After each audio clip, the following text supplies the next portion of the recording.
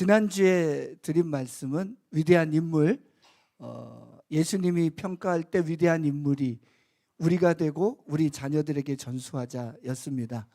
그렇죠? 그 위대한 인물이 누구였습니까? 침례 요한이었습니다. 그래서 침례 요한이 어쩌길래 위대한 인물이 되냐면 예수님의 오실 길을 준비하기 때문이라고 그랬어요. 그거는 정말 너무나 충격적일 수 있어요. 왜 그러냐면 우리들의 가치에서는 위대한 인물은 세상에서 높은 자리에 가고 세상에서 어떤 영향력 있는 자리가 될 때 위대하다라고 우리는 알고 있는데 실제 성경은 그렇게 얘기하고 있지 않습니다. 누가 오시는 길을 준비하는 것, 예수님이 오시는 것을 준비하는 것이 위대한 인물이라는 거예요. 그러면 그 위대한 인물이 오시는 것을 준비시키는 그러한 사명이 또 우리에게 있는데 도대체 뭐가 또 위대한 건지 그것을 한번 더 나누면 좋겠다는 생각이 들었습니다. 제가 지난 여러 번에 걸쳐서 위대한 유산이라는 이야기를 많이 했지 않습니까? 근데 이제 위대한 유산은 이제 유명한 소설책인 거예요. 1800년 후반에 쓰여진 소설책인데 왜 자꾸 목사님이 소설책 얘기를 하나 그러는데 이 소설책을 어떻게 성경적 관점으로 볼 것이냐. 저희가 이제 뭐 지난번에 타이타닉도 보면서 말씀을 나눴듯이 어떤 삶의 현상을 갖고 우리가 이해를 해보는 그런 시간을 갖자는 겁니다. 그래서 문학 작품을 어떻게 성경적으로 이해하고 그리고 또 내 삶에 적용할 것인가 해보는 인문학 특강 시간이 되겠습니다.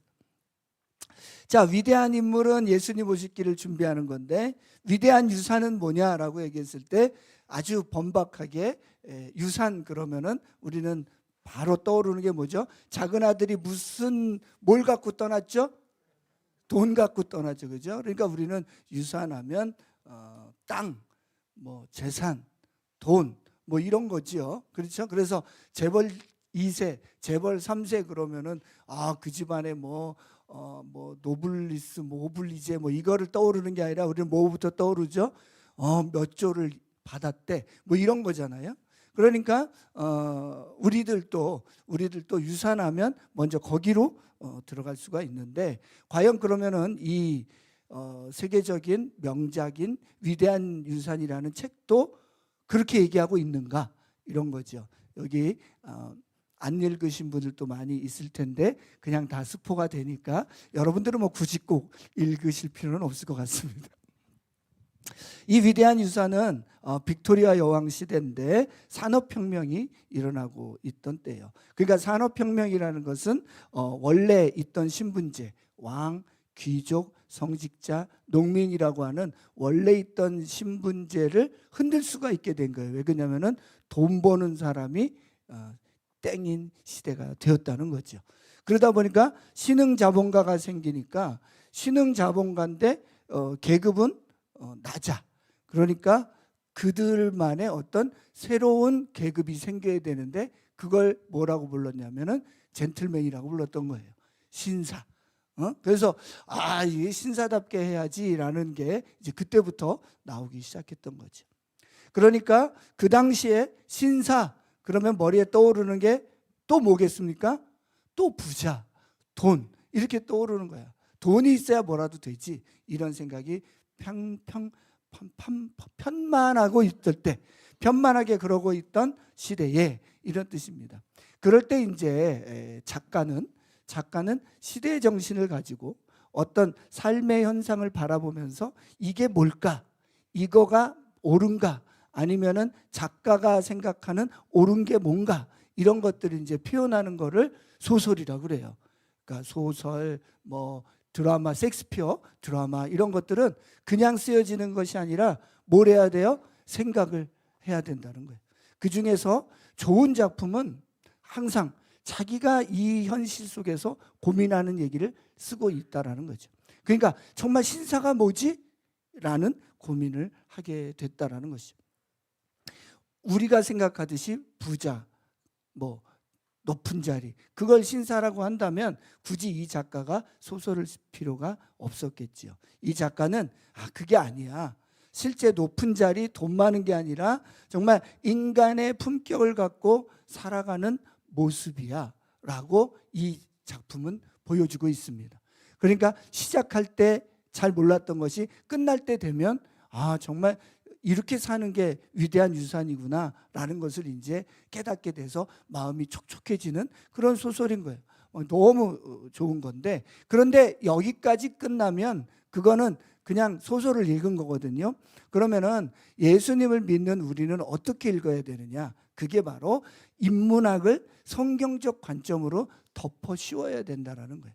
왜냐하면 그거는 한 작가의 기준인 거고, 이 성경은 그럼 뭐라고 얘기하고 있느냐? 정말 인간적인 품격을 뭐라고 얘기하고 있느냐라는 것을 제시함으로 실제 성경이 얘기하고 있는 그러면 인간의 품격이 뭐냐라는 것까지 끌고 가줘야 이제 성경적 관점으로 문학 작품을 읽게 되는 것입니다. 역사도 마찬가지. 인문학 하면 문사철이잖아요. 역사적 관점도 마찬가지예요. 성경적 관점이라는 건 이런 거예요. 우리가 말로는 역사의 주관자라고 그래요. 그죠? 역사의 주관자이신 하나님을 찬양합니다. 그런데 실제 이 지점, 예를 들면 2025년을 살고 있는 우리 이 지점에서 정말 이 역사를 하나님이 주관하고 있느냐라고 생각할 때는 아닌 것 같을 때, 요럴 때는 이거는 그냥 인문학인 거예요. 그냥 이 시대가 이렇게 좌우로 분열되고 옛날에는 6.25가 있었고 1948년 있었고 아까 우리 기도해 주신 것처럼 그냥 두면 그거는 뭐예요? 인문학이에요. 그래서 역사는 역사를 쓴 사관에 따라서 그 사람의 관점에 따라서 역사가 설명되어진다라는 거예요.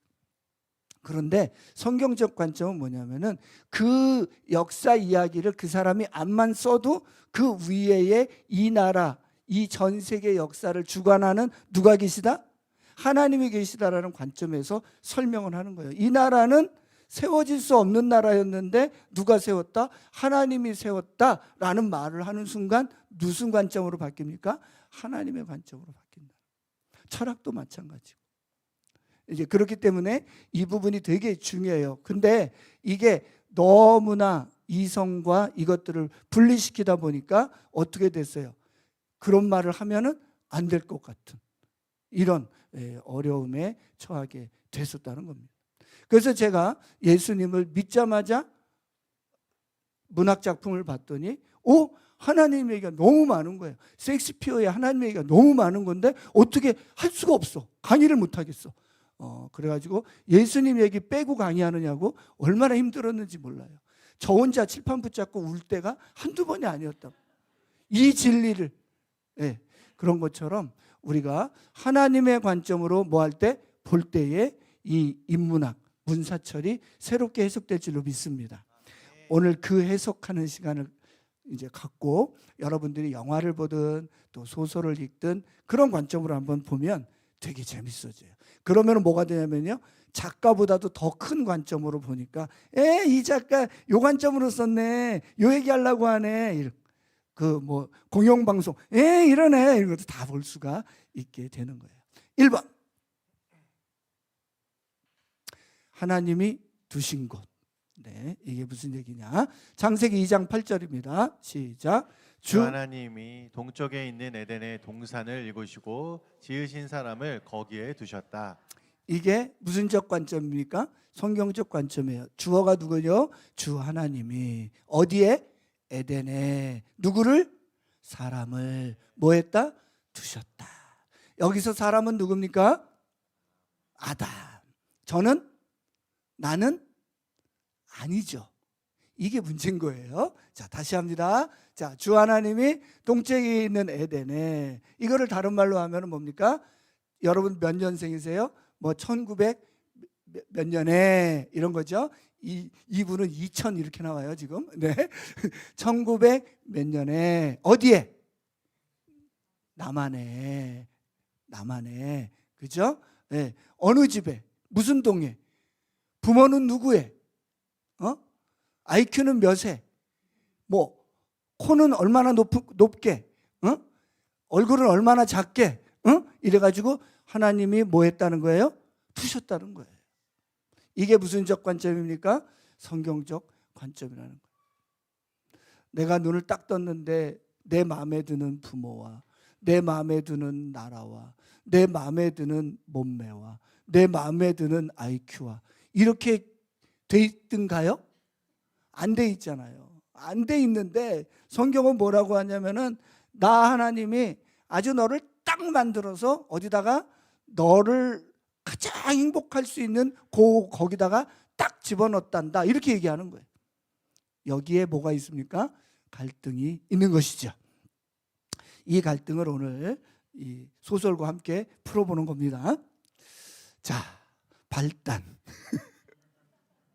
내용을 모르시니까 매형집에서 자란 핍은 어린 시절 탈옥수를 만나 먹을 것을 준다. 이게 뭐냐면은요, 이 핍의 집안이 가난했어요. 가난했는데 태어났는데 보니까 부모가 없어.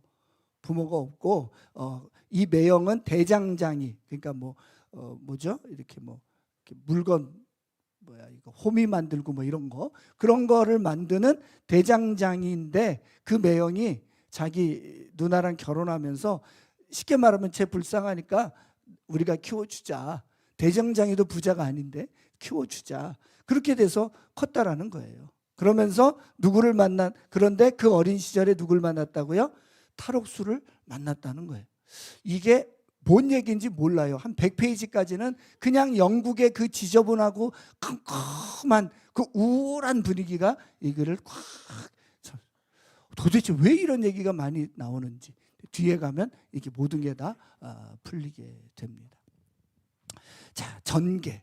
그러던 어느 날 아주 누나한테도 맨날 얻어맞고 그 다음에 먹고 사는 것도 힘든 핍이 미스 해비섬이라는 그 동네 좀 멀리 가서 부잣집에, 우리 어렸을 때 보면은 부잣집에 놀러 가는 거 있잖아요. 저도 보면은 저희 집 앞집이 부잣집이었어.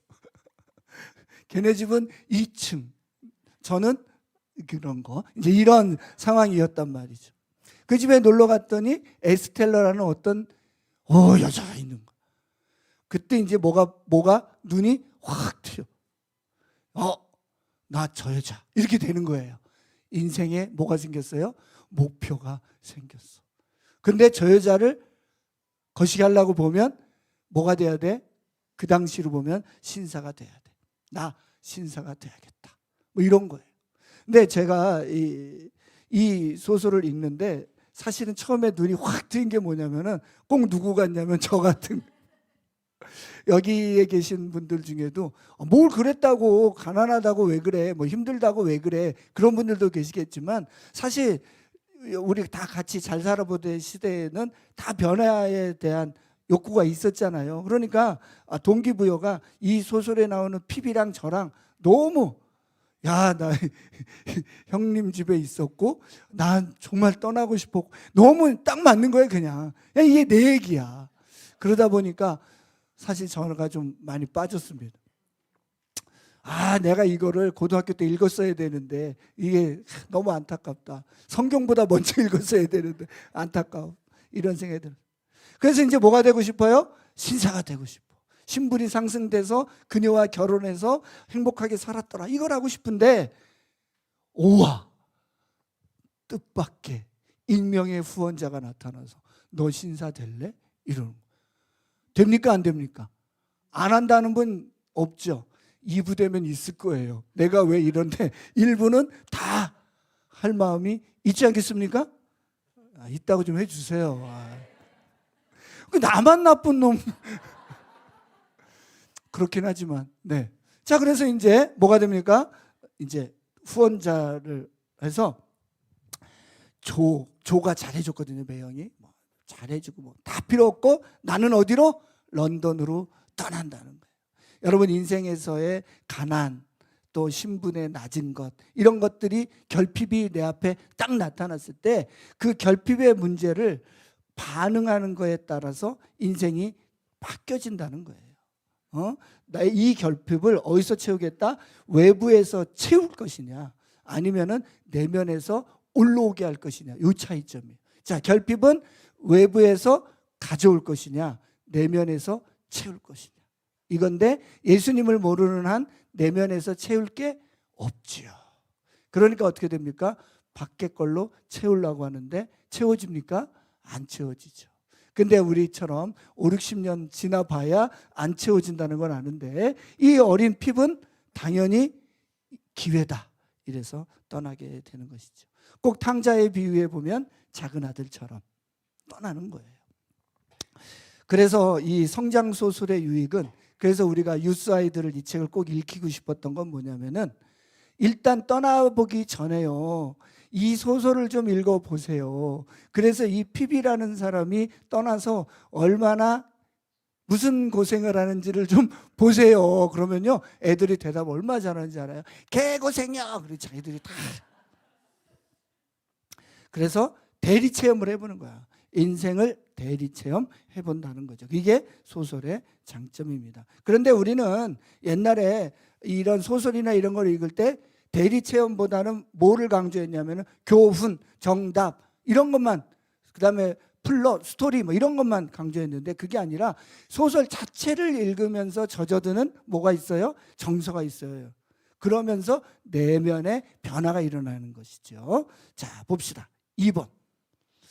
인간의 열심과 한계. 자, 그래서 런던으로 떠난 핍은 어떻게 했을까요? 뭐 집도 꾸미고 신사 교육도 받고, 특별히 그 당시 우리가 생각하는 신사 뭡니까? 막 사교 클럽 하고 막 이러면서 막 돈 쓰고 막 재밌게 사는 거예요. 어디는 있고 자기 시골, 그다음에 조 가족들은 다 잊어버리고 자기의 성공과 신사가 되는 것에만 포커스를 맞추는 거예요. 어? 그러던 어느 날 조가 올라온대요. 조가 서울로 올라온대. 자, 그러면 조가 서울로 올라오면 런던으로 오면 어떻게 돼요? 아, 자기 스타일이 구겨지는 거잖아요. 옛날에 왜 우리 그런 얘기 많잖아요. 대학 간 아들 따라 아들 보러 엄마가 왔는데 뭐 아줌마 뭐 이렇게 했던 거랑 비슷한 얘기가 여기 나오는 거예요. 한번 보실까요? 314쪽인데 한번 읽어주세요. 시작. 조는 다음 날 오기로 되어 있었다. 내가 어떤 마음으로 그를 기다렸는지 솔직히 고백하겠다. 나는 기쁘지 않았다. 그에게 정말 많은 신세를 졌는데도 말이다. 오히려 부담스럽고 창피해서 화가 나는가 하며 내 신분과 어울리지 않는 사람이라고 생각했다. 스스로도 그를 막을 수 있었다면 나는 기꺼이 그렇게 했을 것이다. 내 신분과 어울리지 않는 사람이래. 그렇게 변한 거예요. 런던에서. 나는 이제 저 대장장이 저 시골 사람이 아니다. 완전 신분 상승과 나는 로또를 맞았다. 이러는데 요즘 한국이 조장하는 컬처랑 비슷하죠. 그죠? 네, 계속해서 이 로또를 맞는 인생, 도둑놈대라는 인생, 그걸로 계속 조장하는 게 이때도 똑같았다는 거예요. 속물이 되어가는 핍의 모습, 자기의 모습을 잘 표현하고 있습니다. 그런데 그거에 반해서 이 조는 뭐라고 핍에게 얘기를 하냐면은, 온 것도 뭐 핍이 얼마나 잘 사나 이런 거 확인하러 온 게 아니라 얘한테 좋은 소식을 전해주려고 온 거였거든요. 그래서 이 좋은 소식을 전해주러 온 조 때문에 되게 속으로는 무안해합니다. 그렇지만 나는 핍은 계속 변해가고 있는 거죠. 자, 다음 거 보겠습니다. 그런데 조는 이 핍에게 뭐라고 하냐면은 이렇게 얘기를 해요. 내 친구 핍, 인생은 서로 떨어진 수없이 많은 부분들이 이어지는 연속이란다. 이 말이 되게, 인생의 점들이 모아낸 거라고요? 이어지는 게 연속이다. 이런 표현을 쓰는데 우리들도 인생이 그럼 이거 하나면 땡일 거다 같은데, 대학 가면 땡일 거다, 결혼하면 땡일 거다, 취직하면 땡일 거다, 자식 나면 땡일 거다 했는데 땡이 아니라 뭐라고요? 그것이 인생이다. 연결된. 더 놀라운 사실은 뭐냐면은 그러고 끝나는 것이 아니라 우리가 할머니 할아버지가 됐더니 다시 그 손자가 뭐하면 또 대학 가야 되고 결혼해야 되고 취직해야 돼. 이게 계속 연결되고 있다라는. 누구는 대장장이로 살고 누구는 양철공으로, 또 어떤 사람은 금세공인으로, 또 어떤 이는 구리세공인으로 살아가지. 사람들 간의 이런 구분은 어쩔 수 없이 생기는 것이고 우리는 각자 생긴 대로 받아들여야 해. 이렇게 되어 있습니다. 인생은 공평하지 않아. 그거를 뭐 해야 돼? 받아들여야 해. 이제 이런 옷을 입은 나를 다시 보게 될 일은 뭐 할 거야? 없을 거야. 이게 이런 옷이 뭐냐면은 이 피베이 신사기 때문에 신사에 맞게 하려고 양복 입고 온 거예요. 대장장이가. 근데 이제는 나 이런 옷 안 입고 와. 너 맞춰줘서 왔는데 나 그러지 않을 거야. 그러면서 이제 이게 뭐라 하냐면 다시 입지 않을 거야. 그건 내 자존심 때문이 아니라 그저 내가 있어야 할 자리에 있고 싶어서야. 이렇게 돼 있어요. 이게 되게 중요한 말입니다. 여러분, 우리가 있어야 할 곳이 어디인지를 아는 거, 내 포지션이 어디인지를 아는 거, 이게 중요하잖아요. 응? 그런 것처럼 내가 있어야 할 자리를 이 매형은 알고 있다는 거예요. 우리가 그게 되게 중요한데, 하나님이 두신 것, 하나님이 나에게 준 것에 대해서 감사할 줄 알아야 된. 예? 어제 그 일타 강사가 너무 충격적이고 좋은 얘기를 하는데, 뭐냐면은 뭐를 알아야 되고 그 염치를 알아야 되고 그 다음에 감사를 알아야 된다, 이런 말을 쓰는 거예요. 염치를 알아야. 왜 그러냐면 우리가 염치 없을 때가 있어요, 없어요? 있어요. 그때 뭐 하면 된다는 거예요? 인정하라는 거예요. 그리고 또 뭐 하라는 거예요? 감사할 줄 알아야 된다고 하는데, 우리를 하나님이 어디다 두셨느냐에 대해서 감사할 줄 알기를 주의 이름으로 축원합니다. 이 사람은 이제 그랬다는 거예요. 그러니까 누구는 핍은, 이 처남은 뭐 하려고 그러고 일확천금을 꿔서 신분을 상승하려고 그랬는데, 이 대장장이는 어떻게 했다는 거예요? 그냥 성실하게 자기의 삶을 자기 자리에서 살았다는 거예요. 우리는 도덕 수업처럼 수업을 들을 때는 그럼요, 그래야죠. 그런데 실제로 누구는 나는 그럴 수는 없지요가 있거든요. 이게 우리는 괴리라고 그래요. 성경적으로 한번 살아봤으면 좋겠습니다. 이때 위기가 벌어지는데, 위기. 런던에서 신사교육을 받던 핍에게 탈옥수가 찾아와요. 그런데 알고 봤더니 이 탈옥수가 후원자였다는 거예요. 그런데 이게 왜 큰 문제가 되냐면, 이 탈옥수는 그러니까 이 핍은 자기가 신사가 되는데 좀 자기를 후원한 사람이 누구였으면 좋겠어요? 멋있는 사람, 멋진 진짜 신사, 뭐 이런 사람이 나를 후원해서 나도 신사야. 그래서 나는 이제 신분이 이 집안으로 바뀌었어. 이러라고 했는데 이게 뭐야? 이게 탈옥수야, 탈옥수. 근데 이 탈옥수는 런던으로 돌아오면 안 돼요. 런던으로 오면 추방된 탈옥수이기 때문에 오면 사형이에요. 그랬는데 온 거예요. 왜 옛날에 왜 저기 그 호주 막 이런 데로 보냈잖아요. 그런 있는 거예요. 런던으로 못 오게 하려고. 그런데 온 거야. 누구 만나러? 그렇죠. 그런데 핍을 만났는데 핍이 이 탈옥수를 보는 순간 기분이 상해. 와, 내가 생각했던 모든 건 다 끝났구나. 이렇게 되는 거예요. 자, 원래 이 사람은 그 미스 해비섬이 자기를 후원하는 줄 알았어. 그래서 이 사람이 나를 잘 신사로 만들어서 에스텔러와 결혼시켜 줄 거야 라고 내가 혼자 생각한 거야. 인생은 착각 속에 살아요, 여러분. 우리는 계속해서 너는 주의를 크게 할 거야, 너는 큰 인물이 될 거야 그러면은 우리가 생각하는 큰 인물. 근데 주님은 어디로? 감옥으로 보낼 수도 있는 거예요. 할렐루야. 그런 것처럼 이 사람도 이렇게 생각했다가 탈옥수가 오는 순간 신사는 뭘로 되는 게 아니구나, 돈으로 되는 게 아니구나라는 것을 깨닫게 됩니다. 근데 이 지점이 상당히 중요한 지점이 돼요. 생각의, 인식의 전환이 됩니다. 여러분, 이 순진해서 그래요. 순진해서. 무슨 말이냐면, 우리 정도 인생 살았으면은 탈옥수가요, 돈을 이만큼 갖고 와요. 그러면 우리는 이 탈옥수가 마음에 들든 안 들든 이 돈 받을까 안 받을까? 저 소설 처음 읽는데 이해가 안 됐어요. 얘 왜 그래? 돈을 막 이만큼 줘, 이만큼 주고 계속 더 준대.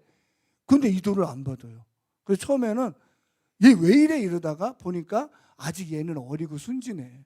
나는 너무 속물이 받을 거 받고 신사 되면 되지. 왜 그래? 이러는데 보니까 얘는 여기서 인생에 뭘 갔습니까? 터닝 포인트를. 아, 이거 아니구나. 신사 이건 아닌데 어떻게 될지는 모르겠구나를 오히려 저보다 더 깊이가 있는 친구들은. 그러면서 이 사람에게는 인생의 변화가 오게 됩니다. 그래서 이 사람은 이 탈옥수가 자기를 찾아왔으니까 어떻게 해야 돼? 다시 도망갈 수 있도록 도와줘야 되잖아요. 그거를 결정을 하는 거예요.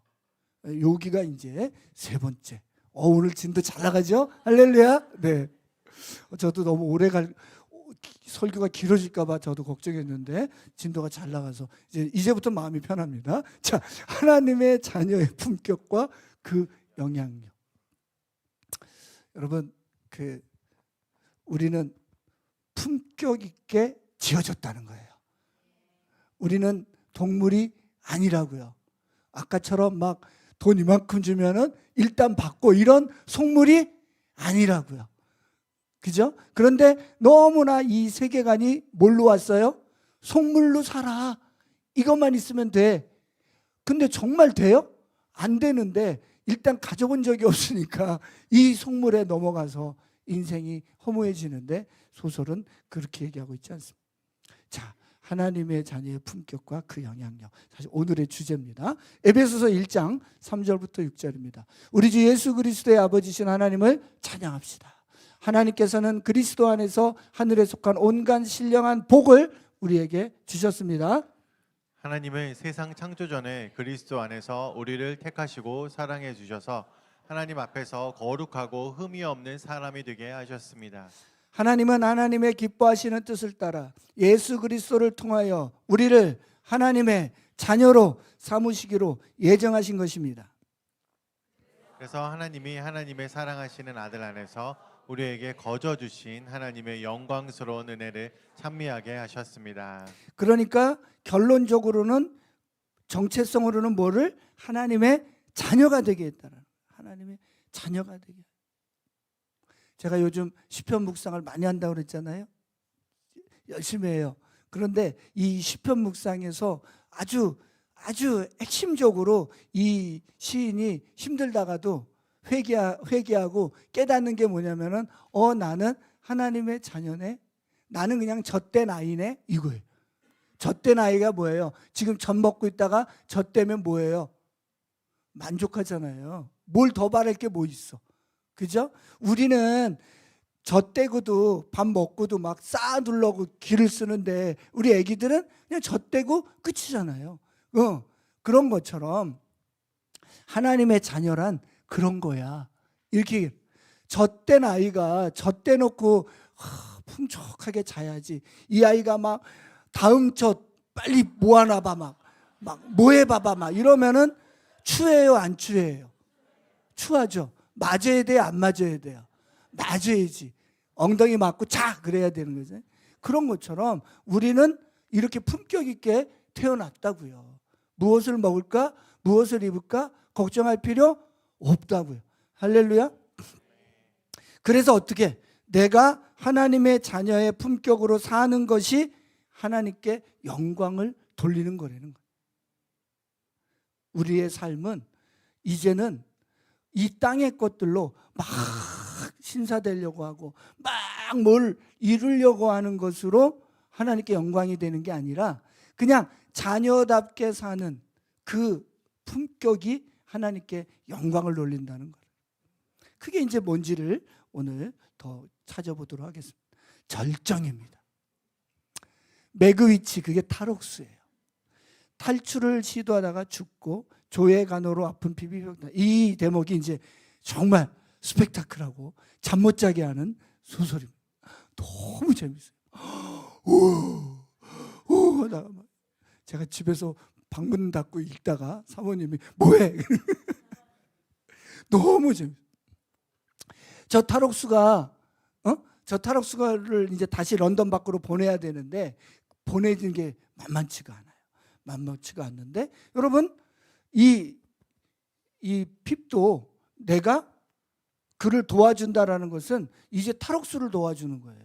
그러니까 같은 범죄자가 될 수 있는데도 도와주게 된 거예요. 왜 그러냐면 이 탈옥수가 자기를 보기 위해서 뭘 걸고 왔어요? 목숨 걸고 왔어요. 그랬는데 나는 돈만 먹고 땡이다? 아니잖아요. 나도 내 목숨 걸고 당신을 도와줘 보겠다. 이렇게 되는 거예요. 여기서부터 이제 훈훈한 얘기들이 생기기 시작을 합니다. 그런데 이게 삼류 소설은 그냥 그래서 잘 도망갔더라 뭐 이러고 끝나는데 여기서 도망을 못 가요. 잡혀요. 잡히고 그 메그위치라는 탈옥수는 뭐하고 죽고, 나는, 이 친구는 어떻게 되냐면은 그때 너무 도와주다가 두드려 맞고 막 그래가지고는 병에 걸리고, 또 그 많은 돈 그거 안 쓰고 그동안에 막 허랑방탕하게 썼던 것 때문에 빚도 지고, 그래서 병 어디에 누워 있어요. 여기서 누가 나타날까요? 조가 나타나는 거예요. 그 매형이 나타나서 얘를 간호해 주는 거예요. 그러면 이제 우리 어머니들, 우리 자식이 이런 꼴 당하면 뭐라 그래요? 그럴 줄 알았지. 왜 집은 떠나서 일어나? 뭐 이런 잔소리를 한다 안 한다? 한다. 아주 뭐할 정도로, 속이 시원할 정도로. 누구 속이 시원할 정도로? 내 속이 시원할 정도로. 저 아파 죽겠는 놈은 어떤 놈인데? 저 자식인데. 그런데 이 조는 말 한마디 안 하고 병이 회복될 동안, 그다음에 돈도 싹 갚아. 부자예요? 아니죠. 돈도 싹 갚아주고 이걸 품어주고 회복시켜주고, 그리고는 어떻게 돼? 야, 내가 이 말 한마디도 안 하고 조용히 떠나는 거예요. 너무 멋지지 않습니까? 여기에서 이 사랑을 받은 누가? 핍이 이제 회복되는 거예요. 자, 여기서 우리는 세계관 공부를 한번 더 해봅니다. 유신론적 실존주의라는 게 있어요. 유신론적 실존주의는 뭐냐면은 하나님은 나한테 관심이 없어 로 우기다가, 근데 하나님이 나한테 잘해주면 땡큐야 이렇게 변하는 거예요. 신이 있는데 그게 내 실존에 도움이 되면 땡큐, 도움이 안 되면 뭐 있든 말든. 요게 유신론적 실존주의. 당신은 사랑받기 위해 태어난 사람. 이 찬양에 대해서 전국적으로 유행한, 전 세계적으로 유행한 곡인데 또 많은 목사님들이 신학적 문제를 제기해요. 왜냐면 그러면 이게 뭐가 될 확률이 있다? 유신론적 실존주의가 될 확률이 있다. 뭐야? 나는 뭐 하기로 태어났어? 사랑받기 위해서. 그러니까 나를 뭐 해줘야 돼? 그치. 누가? 뭐 하나님이, 또 누가? 친구가, 누가? 와이프가, 부모가, 다 누구한테? 나한테 해달라는 거야.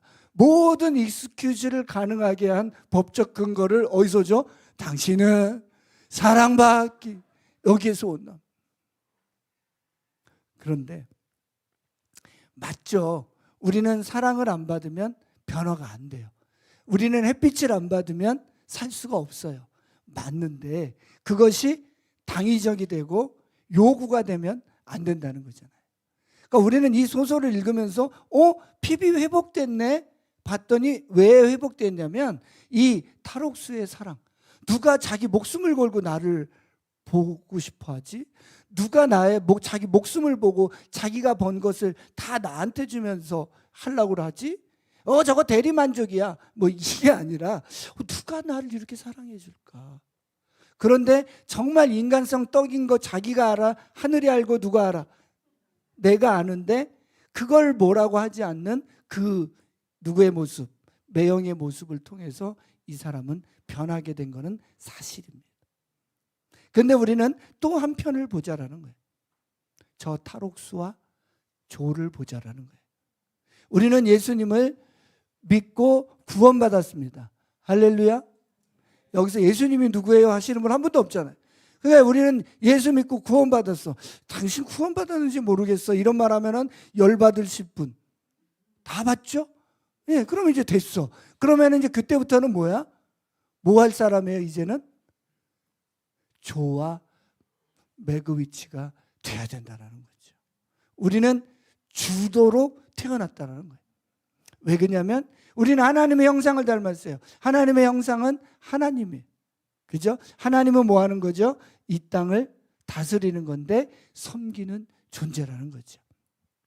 하나님께 영광을 돌리는 자라는 것은 바로 그런 거예요.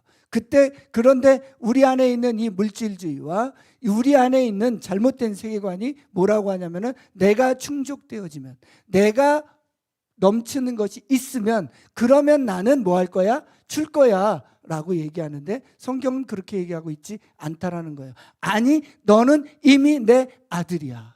이렇게 돼요. 그러므로 너는 이미 내 아들이기 때문에 줄 수 있어. 이렇게 얘기하는 거죠. 할렐루야. 더 이상의 결핍은 밖에서부터 채울 게 없어. 더 이상의 인정은 아내나 또 뭐 부모나 또 뭐 친구들이나 뭐 이런 데서 받으려고 할 필요가 없어. 이렇게 얘기를 하는 거야. 너가 신사든 지금처럼 신사가 아니라 다 쪼그라들어서 죽게 됐든 상관없어. 이렇게 얘기하는 거야. 그러면서 사랑은 주는 거라는 거예요. 그죠? 사랑 줄 때 우리는 행복합니다. 그걸 지금 얘기하는 건데 이게 바로 신사의 품격이라는 거예요. 신사의 품격. 옛날 드라마에 신사의 품격이라는 게 있는데 그럴 때는 뭐 돈도 많고 잘생기고 뭐 어쩌고 그래야 신사라고 얘기하는데 그게 아니고 사랑할 줄 알 때, 그죠? 내 것을 주려고 할 때 그게 신사의 품격이라는 거예요. 이 대장자기의 삶에서, 오히려 탈옥수의 삶에서 우리는 뭘 본다는 거예요? 하나님을 본다라는 거죠. 그러다 보니까 이제 결말이 된 거예요. 이 핍이 성숙해져서 이 에스텔러도 만나고 미스 에비셴도 만나고 그러면서 이렇게 좋은, 우리가 생각하는 무슨 뭐 결혼했더라 이제 그런 게 아니라 진짜 인생을 살 수 있게 되었다는 거예요. 자, 그래서 635쪽에 핍이 이렇게 고백을 해요. 한번 읽어주세요. 시작. 그동안 조는 줄곧 내 곁에서 나를 보살펴 주었다. 나는 다시 어린 시절로 돌아간 기분이었다. 그래서 나는 고향집 낡은 부엌을 떠난 뒤에 내 삶이 열병으로 나타난 정신 이상 증세였던 것만 같았다. 자기 인생을 돌아본 거예요. 그죠? 그랬더니 그가 나를 보살펴주는 그 모습 속에서 어디로? 다시 어린 시절로 돌아간 것만 같았다. 이런 얘기를 하는 거예요. 그러면서 나는 어떤 열병을 앓았었나 봐. 이렇게 얘기를 하는 거예요. 예. 그런 것처럼 제정신이 들게 되었어. 이렇게 얘기를 하는 거예요. 여러분, 어르신들 계시지만은 인생 살아보니까 정말 열병 여러 번 들었었잖아요. 그리고 정신 들어봤더니 살 날보다 가까워졌어요. 저쪽으로 갈 날이. 이런 과정을 통해서 이 핍은 내면이 성장해 가는 거예요. 성장소설이라는 것은 60만 커서 중고등학교 애가 대학생이 되었다가 성장소설이 아니라 그 내면이 크게 되었다는 거죠. 정말 그런데 이게 이 세계관이라는 게 무서운 게 자꾸 너는 무엇을 이루어야만 그때부터 너의 인생이 펴질 거라라는 이 가치관, 이 교육이 무섭습니다, 여러분. 그것이 안 되면 너는 가치 없고 그것이 안 되면 너는 행복하지 않아라는 이 가치관이요, 무섭습니다. 예수님을 믿으면 싹 변할 것 같은데 저는 변한 줄 알았거든요. 그런데 오히려 한 10년은 그렇게 가다가도요, 어느 절이 다시 또 옛날의 가치관으로 막 회복돼요, 여러분. 회복되면 안 되는데 막 회복돼요. 그만큼 성령 충만함이 얼마나 중요한지 몰라요, 여러분. 그래서 저는 여러분들에게 우리는 선줄로 알면 뭐하라? 무너진다라 넘어진다라고 했던 것처럼 우리가 늘 깨어서 정말 진짜 하나님의 자녀로 사는 게 뭔지를 기도하고 그리고 사랑을 주는 삶을 살지 않을 때는, 성령의 열매로 살지 않을 때는 바로 옛날의 가치관으로 회귀된다는 걸 여러분들이 아시기 바랍니다. 괜찮아요, 그래도. 그런 것이 그러니까 너는 구원이 땡이야, 그런 게 아니라 거기에서 무엇을 알게 됩니까? 내 힘으로는 살 수 없는 존재라는 것을 깨닫게 되는 거예요. 거기에서 다시 일어나는 거죠. 그죠? 하나님, 저는 잘해보려고 했는데요. 그랬더니 아니, 잘할 필요 없거든. 하나님, 저는 하나님 좀 사랑해보려고 했는데요. 잘했어. 조금이라도 해봐. 이렇게 하나씩 하나씩 대화를 해가시기를 주님으로 축원합니다. 그렇게 성장해 가는 게 이 소설이에요. 그래서 정말 저는 이 소설을 읽으면서 이 조의 모습이 너무 보기 좋았어요. 그러니까 직업이 무슨 대장장이냐, 직업이 뭐냐가 아니라 저는 직업으로 인생을 평가하는 줄 알았던 인생이었잖아요. 그런데 정말 목사도 아니고 교수도 아니고 판사도 아니고 뭣도 아니고요. 하나님 앞에서 어떤 인간으로, 하나님의 주어진 인간으로 살아가느냐, 이게 중요하다는 것을 알게 됐습니다. 끝으로 요즘 큐티하는 본문 중에서 백부장 본문으로 진짜 품격 있는 인생 한번 만나보시고 기도하겠습니다. 누가복음 7장 2절부터 5절입니다. 어떤 백부장의 종이 병들어 거의 죽게 되었는데 그는 주인에게 소중한 종이었다. 그 백부장이 예수의 소문을 듣고 유대 사람들의 장로들을 예수께로 보내어 그에게 청하기를 와서 자기 종을 낫게 해달라고 하였다. 그들이 예수께로 와서 간곡히 탄원하기를 그는 선생님에게서 은혜를 받을 만한 사람입니다. 그는 우리 민족을 사랑하는 사람이고 우리에게 회당을 지어 주었습니다 하였다. 2절에 보면 놀라운 얘기를 해요. 백부장한테 종이 있는데 그 종이 죽게 되었대요. 신경 쓸 일 있습니까? 없습니까? 없습니다, 여러분. 신경 쓸 일 없어요. 그런데 그 주인에게 소중한 종이었다. 종을 사랑하고 있어요. 우리는 신경 써야 될 사람을 소중하게 여기는데 이 백부장은 소중하지 않아도 된다고 일상적으로 생각하고 있는 그 종을 소중히 여기고 있다라는 것입니다. 놀랍지 않습니까? 그 다음에 또 뭐라고 그러냐면은 5절에 보면 그는 우리 민족을 사랑하는 사람. 백부장이니까 로마 백부장이잖아요. 그러면은 우리 일본님들 우리나라 강점기 할 때 우리 조선 사람들을 소중하게 여겼을까요? 아니잖아요. 마찬가지인데 그는 우리 민족을 뭐 했고? 사랑했고 회당도 지어줬다는 거예요. 우리를 존중했다라는 거예요. 어떻게 보면 종보다도 더 못한 민족일 수 있거든요. 죽여버려야 될 사람들일 수도 있는데 그들을 존중했다라는 거예요. 그런데 그러고 끝이 아닙니다. 6절 8절입니다. 6절 시작. 예수께서 그들과 함께 가셨다. 예수께서 백부장의 집에서 그리 멀지 않은 곳에 이르렀을 때 백부장은 친구들을 보내어 예수께 이렇게 아뢰게 하였다. 더 수고하실 것이 없습니다.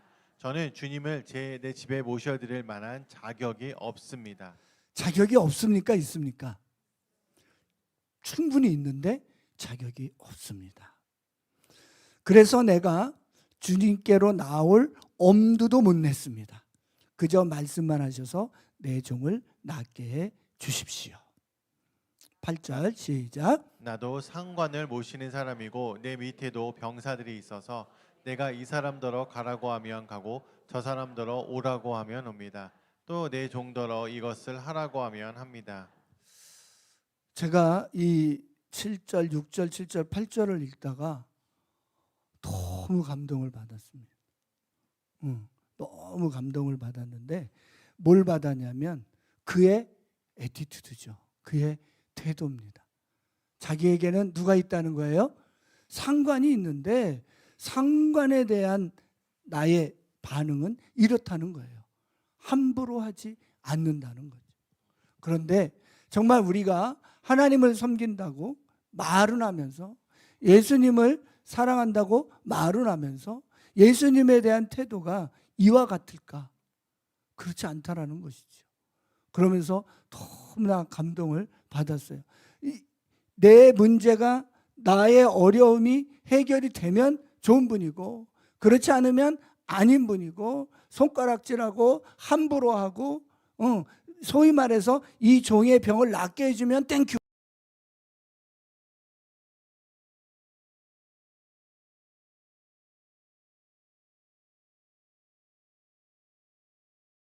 우리가 신앙의 여정을 가는데 계속해서 이게 우리를 발목을 잡는다는 것이죠. 우리들의 현실이, 우리들의 상황이, 우리들의 그 유신론적 실존주의가, 우리들이 내 중심으로 돌리는 이 생각들이 나의 이기주의가. 그런데 이 사람은 그렇지 않았다는 거예요. 겸손. 저는 그의 겸손이 종을 치유했다고 생각합니다. 그의 삶을 이렇게 살았던 거예요. 그는. 그죠? 그러니까 뭐라고 합니까? 9절에 시작. 예수께서 이 말을 들으시고 그를 놀랍게 여기시어 돌아서서 자기를 따라오는 무리에게 말씀하셨다. 내가 너희에게 말한다. 나는 이스라엘 사람 가운데서는 아직 이런 믿음을 본 일이 없다. 저는 그럴 때 항상 그냥 이런 믿음 그러면은 외적인 그런 믿음을 생각했었는데 저는 이게 바로 하나님께 영광 삶이다. 하나님께 영광 돌리는 삶은 정말 자기의 삶 속에 있는 종도, 자기의 삶 속에 있는 피민족도, 자기의 삶 속에 있는 상관도 그 누구에게도 인격적으로 대하고 귀하게 여기고 그러니까 정말 하나님의 아들이신 예수님을 알아볼 수 있는 그런 눈이 열렸다는 거죠. 이 사람에게 어떻게 예수님을 알아보는 눈이 있었겠냐라는 거예요. 무슨 뭐 이 종이 죽으면 안 될까 봐 막 생 난리를 쳐서 그랬던 것이 아니라 그의 삶의 태도가 이렇게 예수님을 알아볼 수 있게 했다라는 것입니다. 그것이 조의 삶이고 그것이 우리들의 삶이길 주의 이름으로 축원합니다. 심부름으로 왔던 사람들이 집에 들어가 보니 종은 나아 있었다. 우리는 너무나 종이 나았냐 안 나았느냐 여기에 초점을 맞추는데 이미 종은 나을 수밖에 없는 것입니다. 우리들의 인생이 정말 어떤 품격으로 살아가느냐 이게 중요할 것 같습니다. 이제 말씀을 정리하도록 하겠습니다. 우리들에게 있어야 될 유산은 외적인 유산이 아니라 내면의 깊이입니다. 왜 그러냐면 우리 내면의 깊이는 하나님께서 주신 깊이예요. 하나님의 자녀로 살아가는 깊이인 것입니다. 하나님의 성품을 드러내는 삶, 예수님처럼 사랑하며 사는 삶. 그렇기 때문에 대장장이냐, 뭐 금세공업자냐, 백부장이냐, 신사냐, 뭐가 중요한 것이 아니라 하나님께서 우리를 부르신 그 자리에서 목사냐, 집사냐, 전도사냐, 뭐 그게 아니라 하나님께서 부르신 그 자리에서 하나님과 동행하면서 하나님을 사랑해 보려고 하는 그 삶, 하나님의 자녀의 인격을 드러내 보려고 하는 삶, 하나님이 소중하다고 내 삶을 통해서 드러내 보이고 싶은 그 삶, 그 삶이 우리들을 품격 있게 하고 우리들을 하나님의 자녀답게 할 줄로 믿습니다. 이것을 우리 자녀들에게 유산으로 주었으면 좋겠습니다. 우리들의 뒷모습을 보면서 우리 자녀들이 자랄 터인데 우리들이 무엇을 소중하게 얘기하고 있는지, 우리들의 입은 무엇을 주장하고 있는지, 정말 사랑받기 위한 것이 아니라 사랑을 줄 아는 그런 넉넉한 하나님의 자녀가 되시기를 주의 이름으로 축원합니다. 이 시간 주님 앞에 기도하며 나아갈 때에 하나님, 내가 외면을 추구하는 것이 아니라, 우리 교회가 외적인 것을 추구하는 것이 아니라 진짜 하나님의 성품으로 진짜 하루하루를 하나님과 동행하며 사는, 그래서 예수 그리스도를 드러내는 그런 교회가 되게 하여 주시고 그런 죄가 되게 하여 주셔서 진짜 하나님의 품격을 드러내고 하나님께 영광 돌리는 그런 인생, 그런 교회 되게 하여 주시옵소서. 기도하며 나갑시다.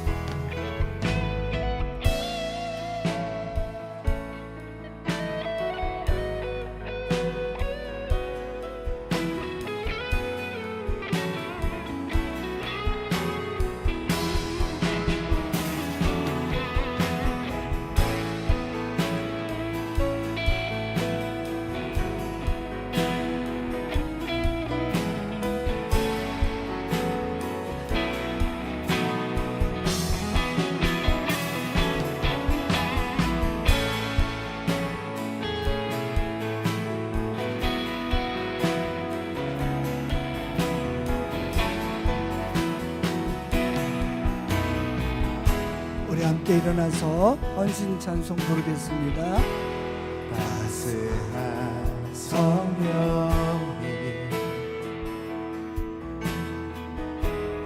마음으로 오네. 내 몸을 감싸며 주어지는 평안과 만족함을 사랑과 진리에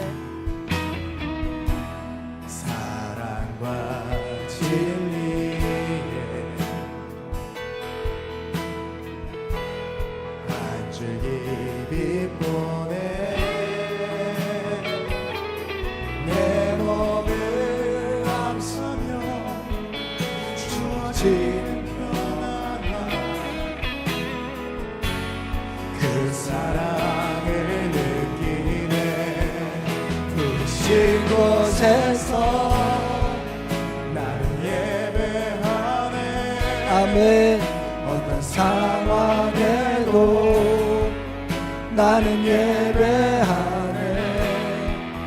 부르신 곳에서 나는 예배하네. 어떤 상황에도 나는 예배하네. 내가 걸어갈 때 길이 되고 살아갈 때 삶이 되고 그곳에서 예배하네. 내가 걸어갈 때 길이 되고 살아갈 때 삶이 되는 아멘 아멘. 예배하는 곳에서 나는 예배하는 어떤 상황에도 나는 예배하는 부르신 곳에서 나는 예배하는 어떤 상황에도